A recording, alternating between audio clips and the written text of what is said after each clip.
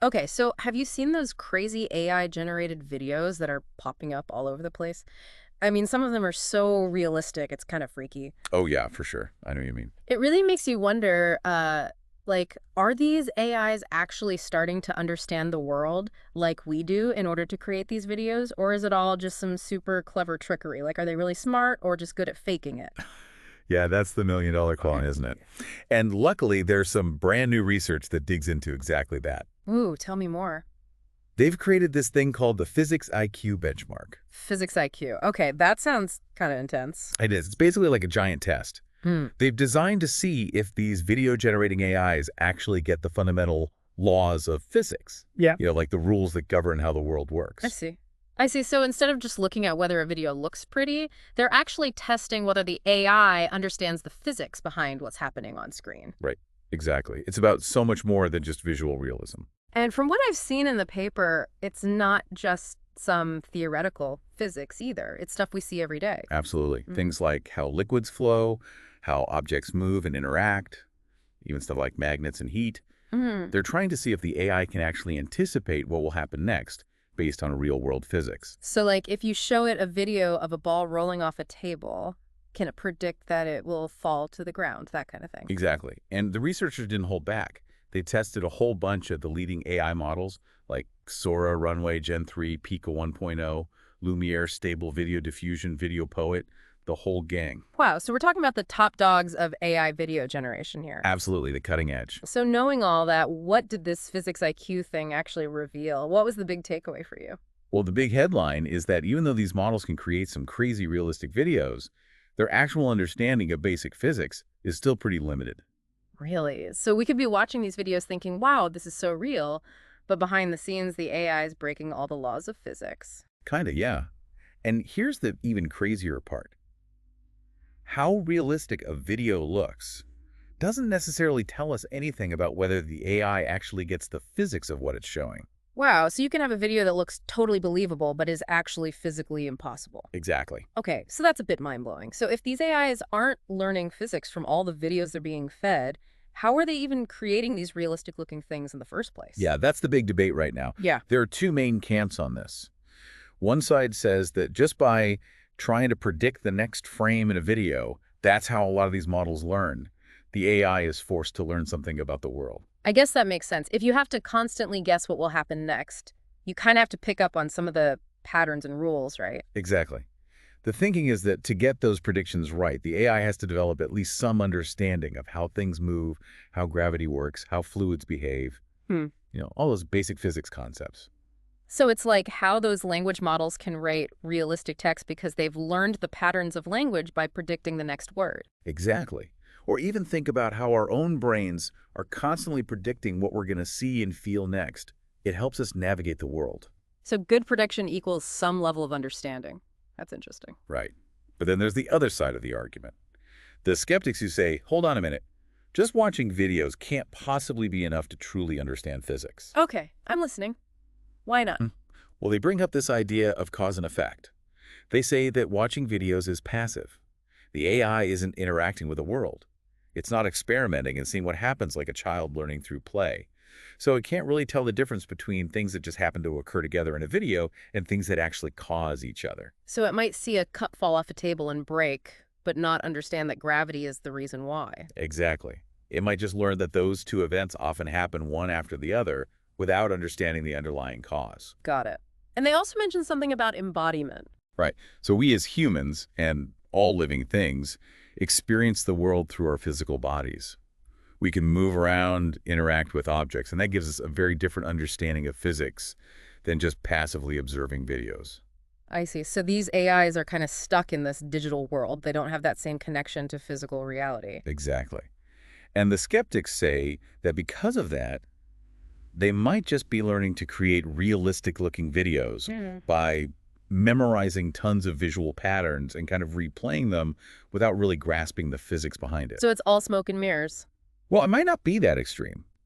but it definitely raises some questions about the depth of their understanding. Okay, so that's where this physics IQ benchmark comes in. It's trying to cut through the visual trickery and see what's really going on in these AI brains. Right, exactly. So tell me more about how they actually put this benchmark together. What kind of stuff did they include? Well, they created this data set of 396 high-quality videos of real-world events, Yeah. all filmed in a controlled environment. Real world, so not computer generated stuff. Nope. All real-world actions happening in front of a camera. Cool. So what kind of things are we talking about? All sorts of things. Hmm. It's like a physics variety show. They've got videos of how solid objects behave, so things like blocks stacking and toppling over collisions, that kind of thing. Then there's fluid dynamics, so pouring liquids, splashing water droplets, that sort of stuff. Okay, so it's like everyday physics that we see all the time. Exactly. Yeah. And it goes even further. They've got optics, so light and shadows, reflections, things like that. Then thermodynamics, which is all about heat and how it moves. And even magnetism, with magnets attracting and repelling each other. Wow, they really covered all the bases. They did. And they were very specific about how they filmed everything. Each scenario was filmed from 3 different angles, left, center, and right. Yeah. So they could see how the AI handled different perspectives. And they even filmed each event twice under the exact same conditions Why did they do that? to capture what they call physical variance. You know how even if you try to repeat something exactly the same way in the real world, there are always tiny variations? Yeah, like if you drop a ball from the same height, it won't always land in the exact same spot. Right, exactly. So they wanted to see if the AI could account for those little variations, which are a natural part of physics. That's a good point. And I noticed in the paper they mentioned figure 1, which shows some examples of these scenarios. Oh yeah, figure 1 is great. It really gives you a sense of the variety they were going for. Like there's one with a chain of dominoes falling over, but there's a rubber duck in the middle of the chain. A rubber duck? What's that about? Well, you have to think about what will happen when the dominoes hit the duck. Does it topple over too, or does it stop the chain? It's about understanding force and balance. Oh, I get it. So the AI has to predict what will happen based on how those objects interact. Exactly. They also have this gray one with a heavy weight and a piece of paper both being dropped onto some pillows. Okay, I can see where this is going. The weight will probably flatten the pillows while the paper just gently lands on top. Right. It's about understanding the difference in their mass and how that affects their interaction with the pillows. Okay, so they've got this awesome collection of real-world physics videos, but how do they actually use it to test the AI? What's the process? So basically, they show the AI a short clip of a physical event happening, like maybe the first 3 seconds, and then they ask it to predict what will happen next for the next 5 seconds. Oh, that's a cool idea. So it's like giving the AI a little puzzle to solve. Exactly. Now, it gets a bit more complicated because different AIs can handle different types of input. Some of them can process entire videos frame by frame. Those are called multi-frame models. Others can only work from a single image. Those are called image-to-video or I2V models. Oh, right. I remember reading about that. So for the multi-frame models, they got to see a full 3-second clip to set the scene. But for the I2V models, they were only given a single frame from that 3-second period. They call it the switch frame. The switch frame. Okay, Yeah. why is that important? It's all about making sure the AI has enough information to understand the setup, but still needs to use its knowledge of physics to predict the outcome. The switch frame is chosen carefully. It shows what's happening right before the main action kicks off. So like in the domino example, the switch frame might be the moment right before the first domino tips over. Exactly. You can see the dominoes lined up. Mm-hmm. You know, something's about to happen. But you need to understand how dominoes work to know what will happen next. I see, I see. So it's not just a random still image. It's a carefully chosen moment that requires some understanding of physics. Exactly. Now, to make things even more interesting, they also gave some of the models a written description of the scenario, along with the video or switch frame. Oh, so it's like giving them a little hint. Sort of. Yeah, it helps to provide some context and see if that improves their predictions. Only one of the models they tested stable video diffusion didn't get any text descriptions. Interesting. So they were really trying to test these AIs in different ways. They were. And this whole thing about using real-world videos was really important. It's actually one of the things that sets this research apart. Oh, how so?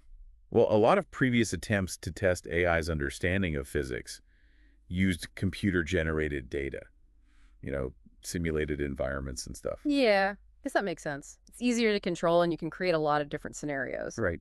But the problem is those simulations might not perfectly reflect the messy complexity of the real world. Like in a simulation, a ball might always bounce perfectly. But in real life, there are all sorts of factors that can affect how it bounces. Exactly. So an AI that's really good at physics in a simulation might not do so well when it encounters real-world physics. So it's like the difference between learning to swim in a pool versus in the ocean. Exactly. So by using real-world videos, this physics IQ benchmark is trying to avoid that problem and get a more accurate picture of how well these AIs actually understand the physics of our world. Okay, so just to remind me again, which models were actually put through this physics IQ test? We've got Video Poet, both the image-to-video and multi-frame versions, Lumiere, same deal, I2V, and multi-frame Runway Gen 3. That one's I2V Pico 1.0. Also I2V Stable Video Diffusion. That one's I2V2. And then last but not least, Sora, which is also I2V. They mentioned that they couldn't include Luma and VO2 because of usage policies and availability at the time. Okay, so a good mix of different models with different strengths and weaknesses. Right. And it's important to note that all these models have different ways of taking in information. Some can handle videos, some only images, some can even use text, and they all output videos at different speeds and resolutions. The researchers had to do some tweaking to make the physics IQ videos compatible with each model. Okay, so it wasn't just a one-size-fits-all kind of test. Nope, they had to customize it for each model. Got it. So now for the big question. How did they actually measure this so-called physical understanding? What were they looking for in the AI-generated videos? That's where it gets really interesting. They went beyond just looking at how visually realistic the videos were. They developed 4 specific metrics to assess different aspects of physical understanding. Ooh, okay, I'm intrigued. Tell me more about these metrics. The first one is called spatial IOU. It basically tells you how well the AI predicts where the action is happening in the video. Where the action is happening. Okay, what does that mean exactly? So think back to that domino example. Spatial IOU measures whether the AI correctly identifies which dominoes will fall and in what order.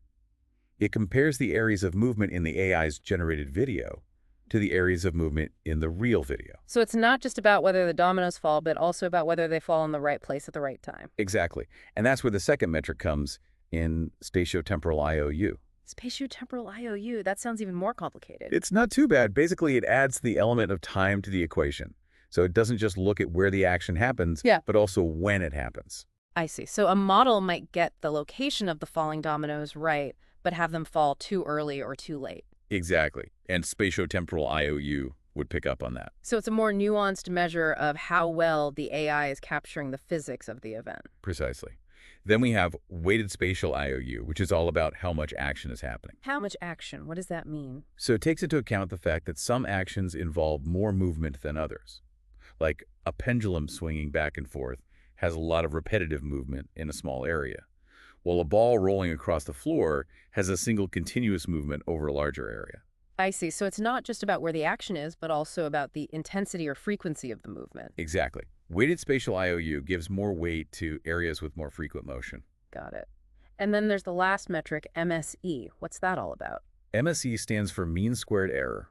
It's a pretty standard way of measuring how different 2 images or videos are at the pixel level. Pixel level. So it's looking at the very fine details. Yep. It basically measures the difference in color and brightness between each pixel in the AI's generated video and the corresponding pixel in the real video. So it's like a super detailed comparison of how visually accurate the AI's prediction is. Exactly. Now, the cool thing is they combined all 4 of these metrics into a single score called the physics IQ score. So it's like an overall grade for how well the AI understands physics. Exactly. And to make it even more meaningful, they compared this score to something called physical variance. Physical variance. Remind me what that is again? Remember how we talked about how even if you repeat a physical event exactly the same way, there are always tiny variations? Right, like the ball dropping example. Yeah. So physical variance measures those natural variations. Yeah. It sets a kind of upper limit on how predictable a real-world event can be. I see. So even a human wouldn't be able to perfectly predict every detail of a physical event because of those inherent variations. Exactly.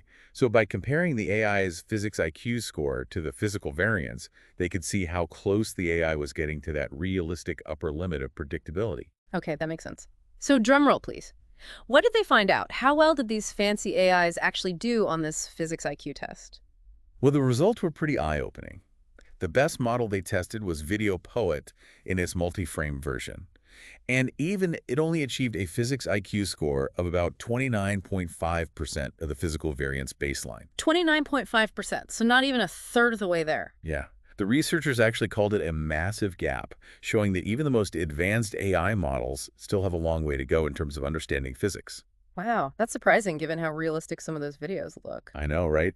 It really highlights the difference between mimicking visual patterns and truly understanding the underlying physics. So the best model was Video Poet. Was there anything else they learned about how the different models performed? Yeah, they notice a few interesting things. First of What? all, as you might expect, the models that could process entire videos, the multi-frame models generally did better than the I2V models that could only see a single image. Yeah, that makes sense. The more information they have about how things are moving, the better their predictions should be. Right. When they look at the results for each of the 5 categories of physics, Hmm. solid mechanics, fluid dynamics, optics, thermodynamics, magnetism, they found that no single category was really solved. So even though some models were better at certain things, they all had weaknesses across the board. Exactly. They also noticed that all the models tended to score highest on that spatial IOU metric, which just measures where the action is happening. That suggests that even a lenient metric can make the AI seem more physically savvy than it really is. Interesting. And what about MSE, the one that measures the pixel level differences? Even MSE showed a significant gap between the AI's predictions and the real videos. Hmm. So even though some of these videos might look very realistic at first glance, there are still subtle differences that reveal the AI's lack of physical understanding. So the devil's in the details. Exactly. And aside from the numbers, they also made some interesting qualitative observations about the different models. Like what?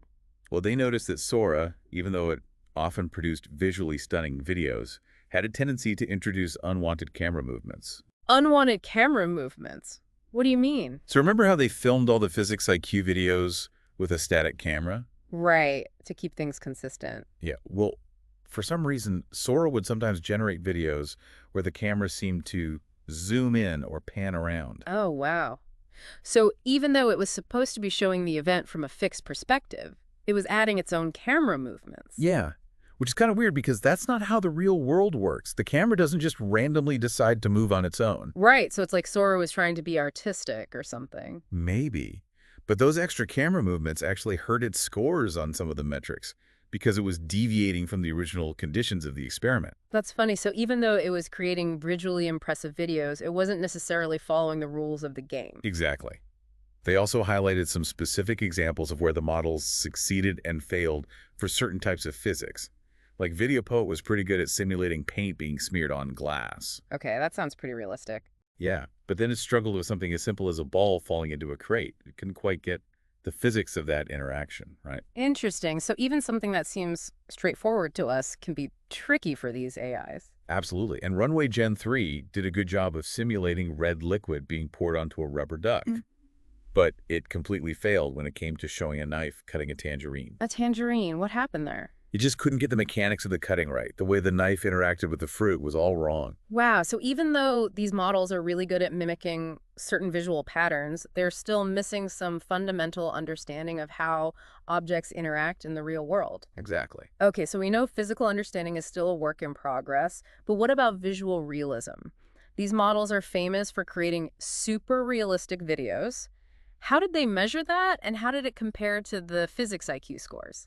That's a great question. Hmm. To measure visual realism, they used another AI, this one called Gemini 1.5 Pro. Hmm. It's a really advanced multimodal large language model. Okay, so AI judging AI. Interesting. How did that work? Basically, they showed Gemini pairs of videos, one real one, generated by one of the models they were testing. And they asked it to pick which one was the fake. Oh, that's clever. So the worse Gemini was at spotting the fake, the more realistic the AI-generated video must be. Exactly. If Gemini was constantly getting fooled, it meant the generated video was really good at mimicking the real thing. So which model created the most realistic videos according to Gemini? The winner was Sora. It consistently produced the most visually realistic videos fooling Gemini more often than any of the other models. Okay, so Sora is the king of visual realism. What about its physics IQ score? Well, that's the interesting part. Its physics IQ score was actually pretty low. Really? So the model that creates the most believable looking videos doesn't necessarily understand the physics behind what it's showing. Exactly. And that was a consistent trend across all the models they tested. There was no strong correlation between visual realism and physical understanding. Wow, that's a really important point. Just because something looks real doesn't mean it is. Absolutely. And they even gave an example of this with Runway Gen 3. Remember how we talked about how it struggled with the tangerine? Yeah. Well, they gave it another food-related challenge. They showed it a video of a burning match being lowered towards a bowl of water. Okay, so in the real world, the flame would go out when it touched the water. Right. Yeah. Exactly. But instead of doing that, Runway Gen 3 generated a video where a brand new lit candle just magically appeared in the bowl as the match got closer. What? That makes no sense. I know. Visually, it kind of looked okay because candles and matches often go together, Yeah. but physically, it's completely nonsensical. A candle can't just spontaneously appear out of nowhere. So it's like the AI was trying to make things look visually plausible, but didn't understand the actual cause and effect relationships involved. Exactly. And they noticed that this tendency to just create objects out of thin air was a recurring problem with many of the models. They called it hallucination. Hallucination. That's a pretty fitting term, I guess. Yeah, it's like the AI is seeing things that aren't really there. Yeah. So it's another example of how these models can be good at mimicking visual patterns, but still lack that deep understanding of the physical world. Right, and the researchers were very upfront about the fact that their methods weren't perfect. Oh, yeah. I remember reading about that. Yeah. What were some of the limitations they mentioned? Well, for one thing, they acknowledged that using Gemini to assess visual realism is only as good as Gemini itself. Right. If Gemini gets fooled easily, then it might overestimate the realism of the AI-generated videos. Exactly. And they also pointed out that some of the metrics they used might not fully capture all the nuances of physical understanding.